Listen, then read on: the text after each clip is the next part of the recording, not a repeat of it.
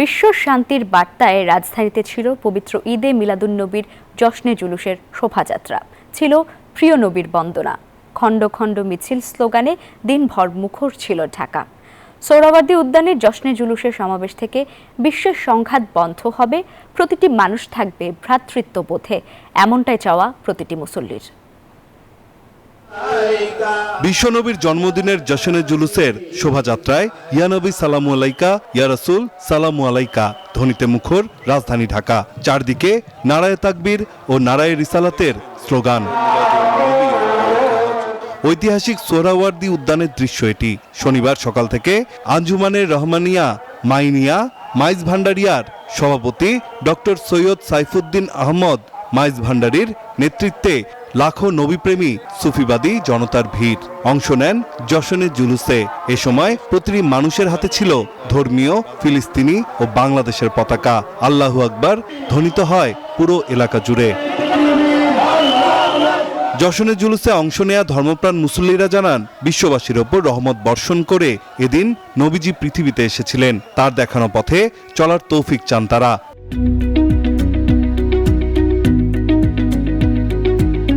বিশ্বের সংঘাত বন্ধ হবে, প্রতিটি মানুষ থাকবে ভ্রাতৃত্ববোধে, এমনটাই চাওয়া প্রতিটি মুসল্লির।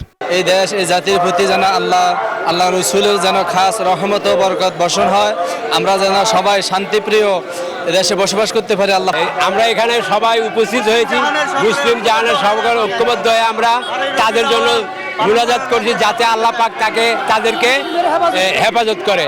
আজকের দিনটা হলো আমার হুজুর পাক সাল্লাল্লাহু আলাইহি ওয়াসাল্লাম এই দিনে দুনিয়াতে আগমন করছেন, শান্তির বার্তা নিয়ে উনি দুনিয়াতে আইছেন। শান্তিময় রহমত তো রহমত, রহমতের পরে আর কি থাকতে পারে?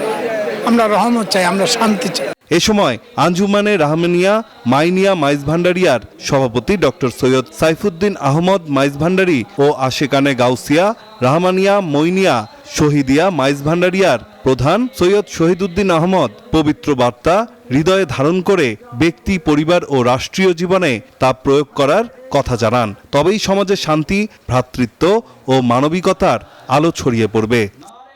নবীর আদর্শকে, নবীর ভালোবাসাকে মানুষের কলবের মধ্যে পুনঃস্থাপিত করার মাধ্যমে পৃথিবীতে আমরা শান্তি আনয়ন করতে চাই। রাসূলের আদর্শ ছাড়া এই পৃথিবীতে শান্তি কল্পনা করা অসম্ভব। হুজুর নূর আহমদ মুস্তাফা সাল্লাল্লাহু আলাইহি ওয়াসাল্লামের আদর্শের কোনো বিকল্প নাই। ওনার অনুসরণেই একমাত্র মুক্তির পথ, শান্তির পথ। আমরা সবাইকে আজকে যারা উপস্থিত হয়েছে প্রত্যেকে আমরা মোবারকবাদ জানাই। জশ্নে জুলুস শেষে মিলাদ মাহফিল অনুষ্ঠিত হয়। আল্লাহর দরবারে জীবনের সকল গুনার মাফ চান সুফিবাদী ধর্মপ্রাণ মুসল্লিরা। কান্নায় ভেঙে পড়েন অনেকে। নাইম আল চিকো, নিউজ 24, ঢাকা।